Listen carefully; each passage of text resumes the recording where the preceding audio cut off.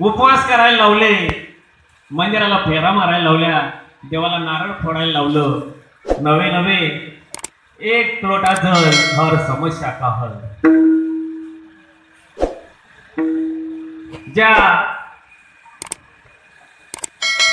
शंकरांच्या माथ्यावर गंगा आहे, गंगा जटांमध्ये त्यांच्या जटातून जोडजोड जोडजोड अशी गंगा वाहत आहे आणि त्याच महादेवाच्या डोक्यावर आपण पाणी घालतो. कितपत साध्य होते सांगणाऱ्यांना तरी अज्ञानात टाकावं का हजारो लाखो लोकांना. आज हजारो लाखोने मंडप भरतो बघा, आणि त्या मंडपापुढे त्या समाजापुढे आज सगळं अज्ञानात सांगितलं जात आहे. खऱ्या देवाचं वर्णन सांगितलं जात नाही. खरा देव अनुभवाला आणून दिला जात नाही. देव हा अनुभवाला आणून देण्याचा आहे. देव हा दिसत नाही. पाण्याची दृष्टी वेगळी लागते, कारण की आपण रूपाला बघतो.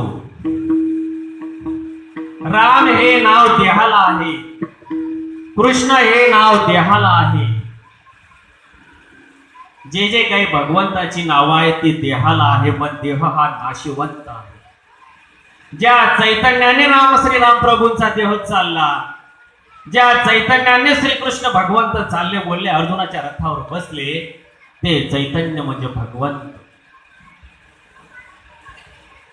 तुम्हाला काय सांगू, राम हा कालचा पुत्र दशरथाचा अनंत योगीचा आत्माराम. रामाशी जर आत्माराम ठावे असता तर का जाता वसिष्ठापासून. श्रीराम प्रभू वसिष्ठांकडे गेले, श्रीकृष्ण भगवंत सांदीपनीकडे गेले. त्यांना शरण जावं लागलं सद्गुरूंना, तेव्हा त्यांना देव दिसला. नामदेव महाराजांच्या समोर भगवंत हसत होते, खेळत होते, बागडत होते. त्यांच्या हाताने ते जेवण करत होते. नामाशिवाय देव एक क्षण सुद्धा राहू शकत नव्हता, परंतु तरी सुद्धा त्यांना मुक्ताईला ज्या वेळेस मुक्ताईने सांगितलं की नामा तो कच्चा आहे. गोरोबा काकांकडे सगळ्या म्हणजे माहित आहे. गोरोबा काकांकडे गेल्यानंतर नामदेवाला जेव्हा कच्चं ठरवण्यात आलं, नामा कच्चा रे कच्चा नाही बना गुरु का बच्चा, त्यावेळेस त्यांना अपमान वाटला. आणि परत देवाकडे आला की देवा मी खरंच कच्चा आहे का. देव म्हणाले हो तो खरंच कच्चा. तुला स्वस्वरूपाची प्राप्तीच झालेली नाही. जरी मी सगुण रूपाने तुझ्या पुढे तुझ्या बरोबर जरी मी असलो तरी तुला सगुण रूप प्राप्त जरी झालं असेल, पण निर्गुणाशिवाय तुला मुक्ती नाही. देव हा निर्गुण आहे की सगुण आहे हेच अजून कोणी कोणाला सांगितलं नाही. व्यासपीठावर कीर्तन प्रवचन केली जातात. 2 तासामध्ये कॉमेडी सांगितली जाते, लोकांना हसवलं जातं. बाबा बी हसतो आणि पब्लिकही हसते. बघा काय चांगला महाराज होतो. 2 तास समजलेच नाही हसण्यामध्ये कुठे चालले गेले. काय बाबाने हसवलं बघा. बाबा हसवून 2 तास पास करतो. 10, 12, 15 हजार काय घ्यायचे ते पाकिट घेतो, एक मारला चालला जातो. कोणी सांगितलं त्याने देव. हे जे धर्म मंडपाचं आयोजन आहे, हा एवढा जो खर्च केला जातो तो कशासाठी. 7-7 दिवस त्यांना कामं नाहीत का. परंतु नाही, कीर्तन चांग कीर्तन चांग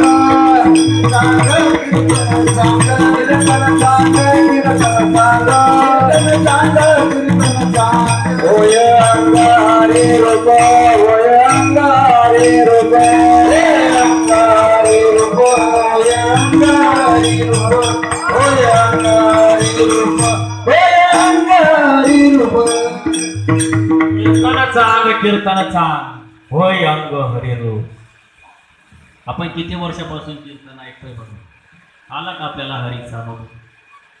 पण माझ्या श्रीपाद बाबाने आणून दिला. माझ्या श्रीपाद बाबा अवताराला आले धर्म रक्षणासाठी. या कलियुगामध्ये अवताराला आला धर्म रक्षणाला. अवताराला आला धर्म रक्षणाला. प्रेम दिले तुझ्याला पाया रे वेदा भक्ताची वेडी माया रे बाहुराया रे. वेदा भक्ताची वेडी माया रे बाहुराया रे. अवताराला आला धर्म रक्षणाला. अवताराला आला धर्म तुझ्या भक्ताला रे तुझ्या भक्ताची देवी माया रे बाहुराया तुझ्या भक्ताची देवी माया रे बाहुराया आवाजाची माते रे तुझी भक्ती आवाजाची माते रे तुझी भक्ती तू निघाली जरा माता भक्ती रे तुझ्या भक्ताची देवी माया रे बाहुराया रे तुझ्या भक्ताची देवी माया रे बाहुराया रे तुझ्या भक्ताची देवी माया रे बाहुराया रे अवताराला आला धर्म रक्षणाला, खरं धर्माचं रक्षण केलं. परंतु या धर्म रक्षणासाठी जे काय हा प्रयास चालू आहे बघा, या ठिकाणी जर एखादा कॉमेडीकार महाराज राहिला असताना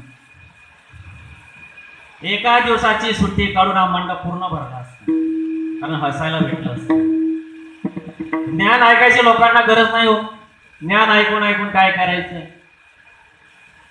आमच्याकडे तर जे अष्टसात्विक भाव होतात ना, त्या भावाला घुमणं म्हणतात बघा. घुमणं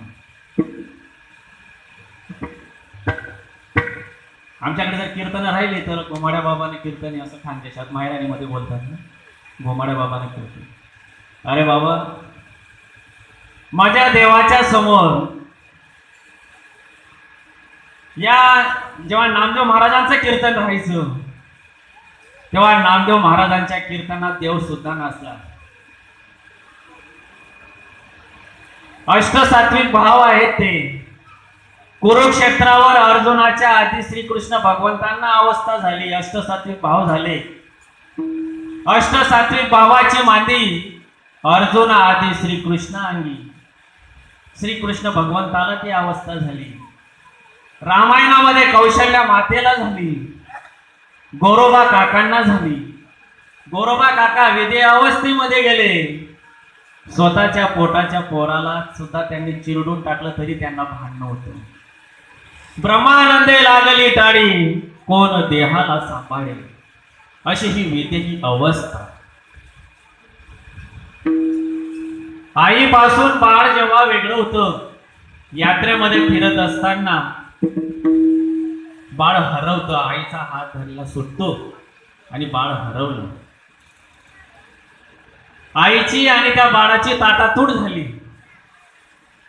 आई इकडे तिकडे शोधू लागली, या गल्लीत शोध, त्या गल्लीत शोध. माझा बाळ कुठं भेटेल का, माझा बाळ कुठं गेला असेल, माझा बाळ कुठं गेला असेल. बाळ काही सापडत नाही. काही दिवस चालले गेले, महिने गेले, वर्ष गेलं आणि अचानक तो मुलगा घरी आला आणि आईच्या समोर जाऊन असा उभा राहिला आणि त्यांनी हाक मारली, आई. जेव्हा आईने ती हाक ऐकली त्यावेळेस आईची काय अवस्था झाली असेल. आई ओक्साबोक्सी रडू लागली. तो मुलगा आणि आई यांची जेव्हा भेट झाली तेव्हा त्यांना जी अवस्था झाली, त्यांची जी अवस्था झाली,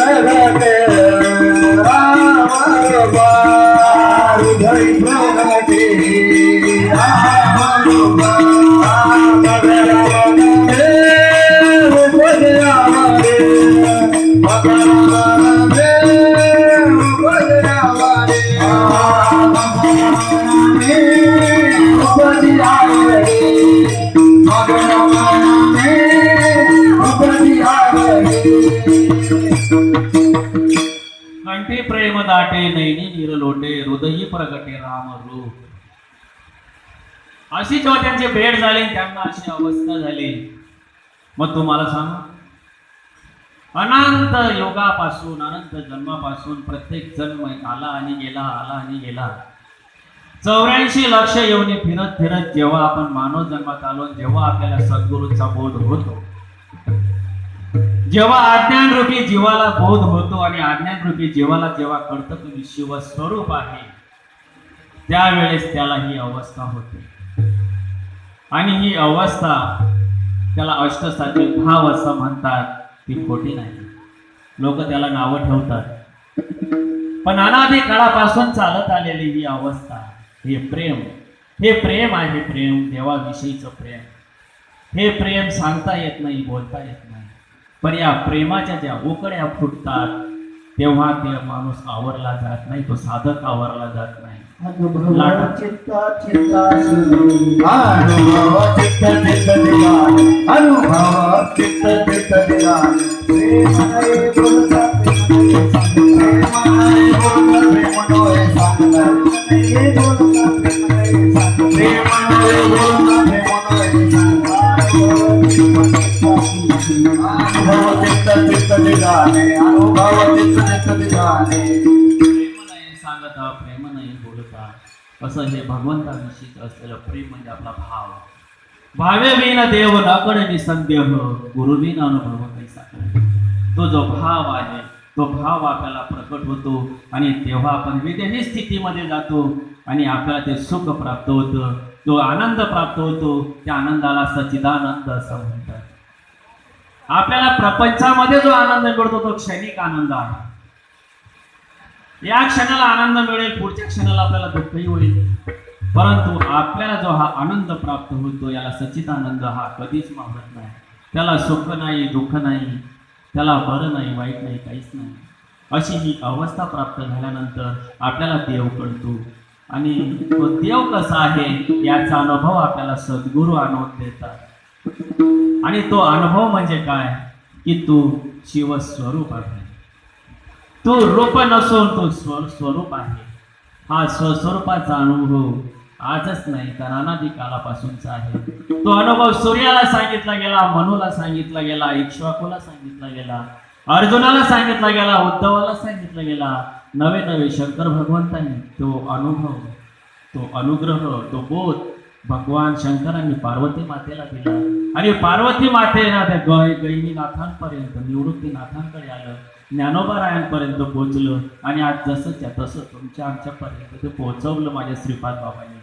आणि म्हणून माझ्या श्रीपाद बाबांचे अनंत उपकार आहेत की संतांची विभूती या महाराष्ट्राच्या पावनभूमीमध्ये आली आणि या पावनभूमीमध्ये अवताराला येऊन माझ्या श्रीपाद बाबांनी जे काही ज्ञान करून दिलं, जे काही हंस निवडले गेले, ते हंस म्हणजे आज वाघाची बच्चा आहे.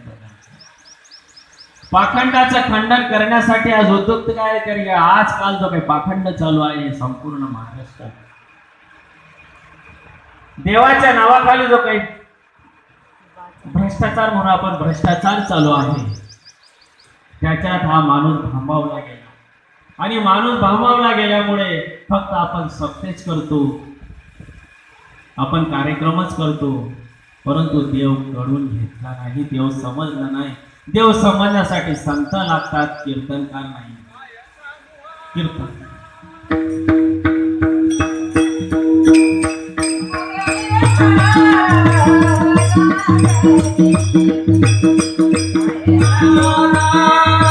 संतांचे उपकार काय सांगू आता, संतांचे उपकार मद निरंतर जागवेची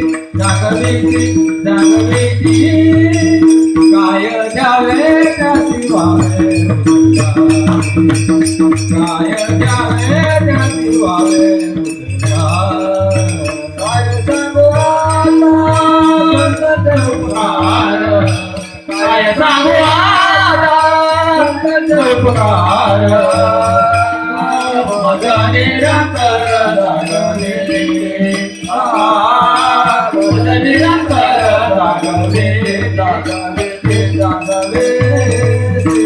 काय जावे शिवाले उतराय, काय जावे शिवाले उतराय. काय सांगू त्या संतांची मज निरंतर जागविती, काय द्यावे त्याशी व्हावे उतराई, मज निरंतर देणार आपण सांगताना? या देहाची जरी कातडी काढून जर त्या वाहना शिरला तरी सुद्धा माझ्या संतांची उपकार भेटणार नाही. कारण अनंत योगापासून फिरणारा हा जीव संज्ञान करून देतात संत. ते संतच करतात, कीर्तनकार करत नाही. कीर्तनकार ही एक कला आहे. कुठल्या तरी संस्थेमध्ये जाऊन कीर्तन शिकणं आणि ते शिकून बाहेर येणं आणि व्यासपीठावर उभं राहून लोकांना ते ज्ञान सांगणं, त्याच्याने तुमचा उद्धार होणार नाही. त्याच्यासाठी तुम्हाला संतच लागतील. संतच तुमचा उद्धार करतील. कीर्तनकारास तुम्हाला गडी बोळात सापडतील. प्रत्येक गलीमध्ये तुम्हाला कीर्तनकार सापडतील, ज्ञान सांगणारे सापडतील. परंतु तुमचा उद्धार करणारं कोणी सापडणारच नाही. जेव्हा तुमचा उद्धार होईल तेव्हाच तुमच्या जन्म मरणाचं सार्थक होईल. तेव्हाच तुम्हाला देव समजेल आणि तेव्हा तुम्हाला भक्तीचं फळ मिळेल, यांनी नाही. आणि म्हणून माऊली सांगतात की देव देव म्हणून व्यर्थ का हिंडसी, निज देव नेनसी मुळी कोण आहे. खरं महत्वाचं म्हणजे खरा देव हा कोण आहे, त्याला विसरलो आपण. कुठे शोधिशी रामेश्वर, कुठे शोधिशी काशी, हृदयातील भगवंत राहिला हृदयातून उपासी. तो हृदयातच आहे आणि आपण त्याला सोडून इकडे तिकडे ढुंडत असतो.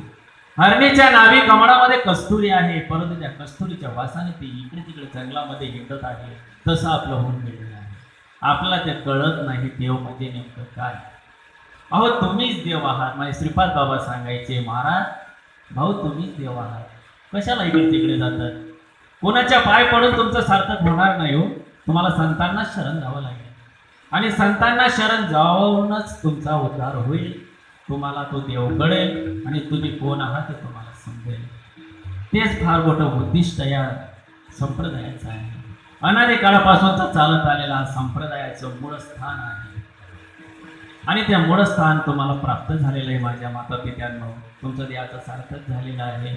आणि म्हणून माऊली अभंगाच्या प्रथम देव देव म्हणून व्यर्थ का हिंडसी, देव देव म्हणून व्यर्थ का हिंडसी, देव देव म्हणून व्यर्थ का हिंडसी, देव देव म्हणून व्यर्थ का हिंडसी, देव देव म्हणून व्यर्थ का हिंडसी, देव देव म्हणून व्यर्थ का हिंडसी, देव देव म्हणून व्यर्थ का हिंडसी, देव देव म्हणून व्यर्थ का हिंडसी, देव देवाची बोली बोल, बोली बोल, देवा नाही लोक देवा नाही नाव, देवा नाही लोक देवा नाही नाव, देवा नाही बोली बोल, बोली बोल, देवा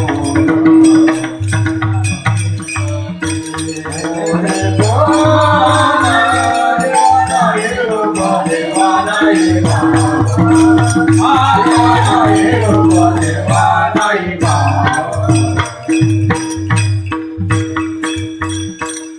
देवाला रूप नाही, देवाला नाव नाही, तरी पण आपण मूर्त्या घडवल्या आणि त्या मंदिरात बसलो. मंदिर कोणी बांधलं? माणसानं बांधलं. मूर्ती कोणी घडवली? माणसानं घडवली. त्या मूर्तीची प्राण प्रतिष्ठा कोणी केली? माणसानंच केली. मग त्या माणसामध्ये असं एवढं काही प्रभुत्व आहे का की त्या मूर्तीत तो देव आहे? संत सांगतात, निर्जीव दगडाची काय करशील शेवा, तो तुझं निदैवात येईल काय.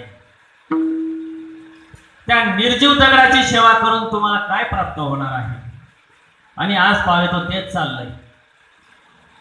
आपण तेच करतोय आणि खऱ्या देवाला मात्र विसरून गेलोय. तुका म्हणे कैसे आंधळे जन, तुका म्हणे कैसे आंधळे जन, तुका म्हणे कैसे आंधळे जन, तुका म्हणे कैसे आंधळे जन, गेले विचारून खऱ्या देवा, गेले विचारून खऱ्या देवा, गेले विचारून खऱ्या देवा, गेले विचारून खऱ्या देवा, तुका म्हणे कैसे आंधळे जन. कैसे आंधळे तुका माने कैसे आंधळे तुका माने कैसे आंधळे तुका म्हणे कैसे आंधळे जण गेले विसरून खऱ्या देवा. म्हणजे तेव्हा संतांना प्रश्न पडला की खऱ्या देवा म्हणजे तेव्हा सुद्धा असंच चालू होतं, खोट्या देवाचीच पूजा चालू होती. आणि त्या खोट्या देवाचीच पूजा चालू होती म्हणून त्यांना सांगावं लागलं की किती आंधळे आहात तुम्ही, अज्ञानात ठेवलं तुम्हाला त्या लोकांनी. त्यांनी फक्त स्वतःची गरज भरली, तुमच्याकडनं पैसा वसूल केला आणि एसीच्या गाडीत फिरणारे हे महात्मे तुम्हाला त्यांनी कधी देव सांगितलाच नाही. देवाच्या गप्पा मारल्या होता. देवाच्या गप्पा मारून परमार्थ होत नाही. परमार्थ कुणाला म्हणतात? तुम्हाला तुमचं अस्तित्व समजलं,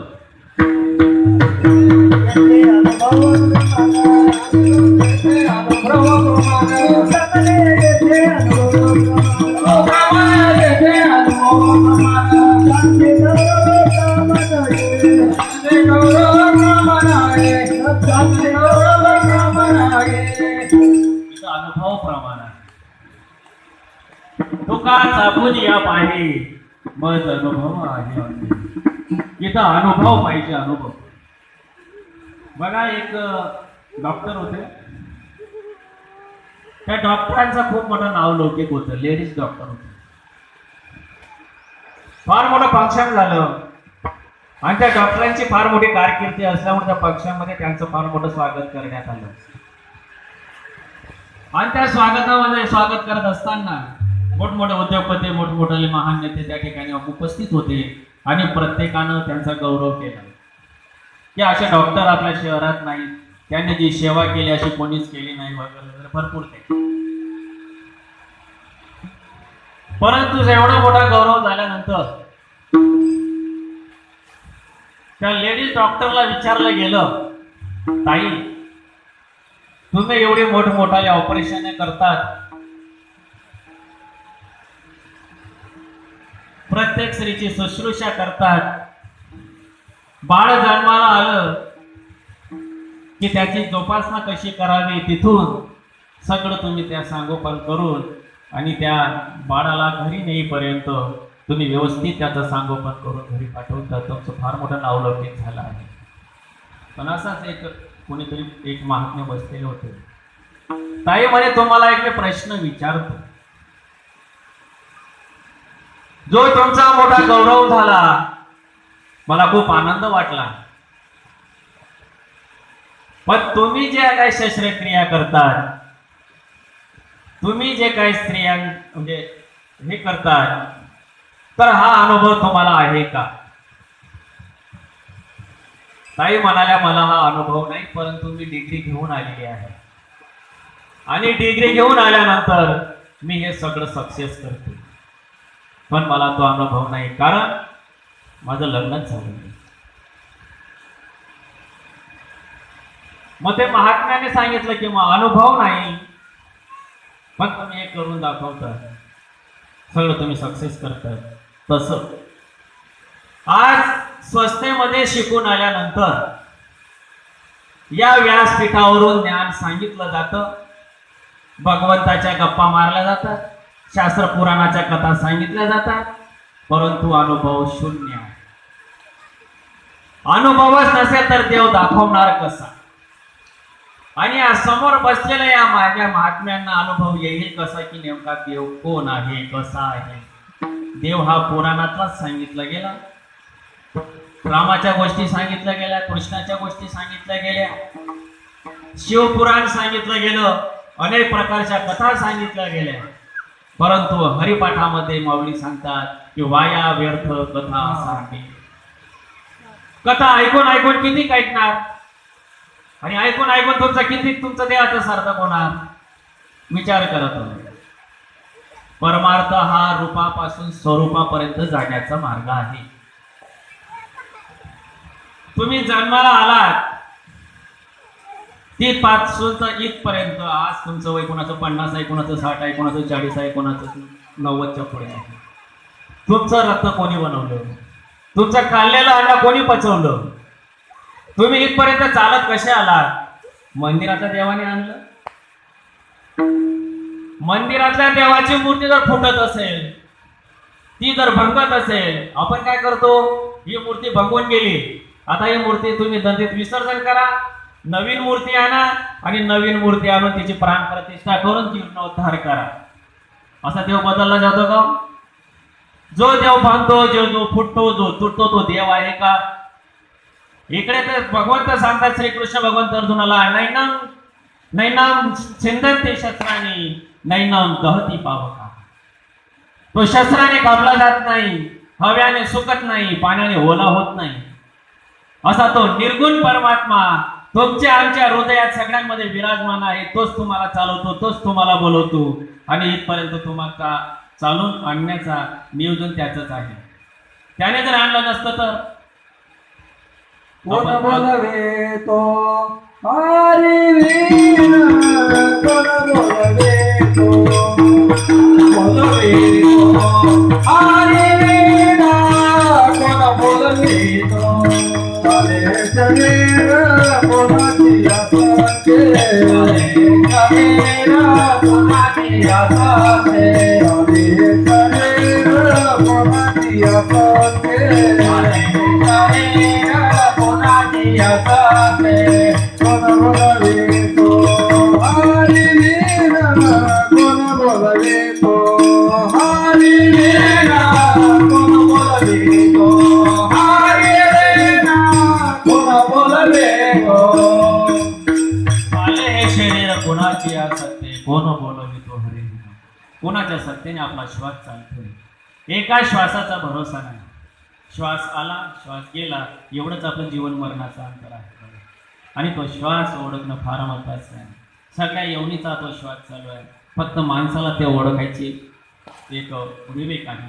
माणूसच तो ओळखू शकतो आणि त्याच्यासाठी आपला जन्म आहे. कारण इतर 84 लक्ष योनीमध्ये आपण भगवंताला ओळखू शकलो नाही. आणि आता या मानव जन्मामध्ये ओळखण्यासाठी आपल्याला आज जन्म दिलाय, विवेक दिलाय आणि म्हणून तो आपल्याला सार्थकी लावायचा आहे. माऊली, माझे मायबापो, जो काय भगवंत आहे तो निर्गुण परमात्मा आहे. जो इथपर्यंत तुम्हाला चालत आणलेला आहे तो देव म्हणजे निर्गुण आहे. तो देव म्हणजे तुमचा आत्मा आहे. म्हणून माऊली सांगतात की तो आत्माच देव आहे आणि त्याचंच आपल्याला भजन करायचं आहे. मूर्तीतल्या देवातलं भजन करून तुमचं जन्म मरणाचं रहाटगाडं सुटणार नाही. त्याच्यासाठी तुम्हाला संतांना शरण जावं लागणार आहे आणि ते रहाटगाडं चुकण्यासाठी तुमचा जन्म आहे आणि म्हणूनच तुम्हाला परमार्थ करायचा आहे. काही लोक परमार्थ करतात त्या प्रपंचातल्या गोष्टींसाठी. कोण म्हणतं मला प्रमोशन पाहिजे, कोण म्हणतं माझा बंगला बांधला गेला पाहिजे, कोण म्हणतं संतती प्राप्त झाली पाहिजे. कोणाचा काही हेतू असतो, कोणाचा काही हेतू असतो आणि त्या हेतू प्राप्त करण्यासाठी तो आपल्याला त्याची मनातली इच्छा आहे ते पूर्ण करण्यासाठी आपण भक्ती करतो आणि म्हणूनच आपण महादेवाला पाणी घालायला जातो. आपण जातो का की माझ्या देहाचं सार्थक व्हावं? बाबाने तुम्हाला सांगितलं का? बाबाने त्याचं वर्णनच केलं नाही. मी तर म्हणतो ना, बाबा जे काही शिवपुराण सांगतात मी वैयक्तिक बोलत नाही. कुठलाही बाबा, सगळेच बाबा आता शिवपुराण सांगायला लागले, सगळेच बाबा आता भागवत करायला लागले. कारण आता कीर्तनाच्या तारखा पण कमी झाल्या आणि कीर्तनाच्या तारखा कमी झाल्यामुळे आता भागवत आलं, महापुराण आलं आणि ते बी आता कमी व्हायला लागलं हळूहळू. आता तीर्थयात्रेच्या ट्रिपा निघाल्या. चला खाटूश्याम, चला काशी यात्रा. काशीला जाऊन काय भगवान मिळणार आहे का तुम्हाला? फक्त तुम्हाला बघायला भेटेल, फक्त तुम्हाला तो आनंद वाटेल की मी काशीला जाऊन आलो, खाटूश्यामला जाऊन आलो. जाऊ नका असं मी सांगत नाही, परंतु भगवानचा प्राप्तीचा विषय सांगतो. काशीला जाऊन तुम्हाला भगवान प्राप्त होणार नाही. इकडे तिकडे शोध शकारे फिरसी वेळा परी, वसे तो देव तुझ्या अंतरी, वसे तो देव तुझ्या अंतरी. इकडे तिकडे शोध शकारे, इकडे तिकडे शोध शकारे फिरसी वेळा परी, वसे तो देव तुझ्या अंतरी, वसे तो देव तुझ्या अंतरी. फिरतो माणूस जन्म एकदा एक ईश्वर असे सर्वथा एक ईश्वर असे सर्वदा अज्ञाना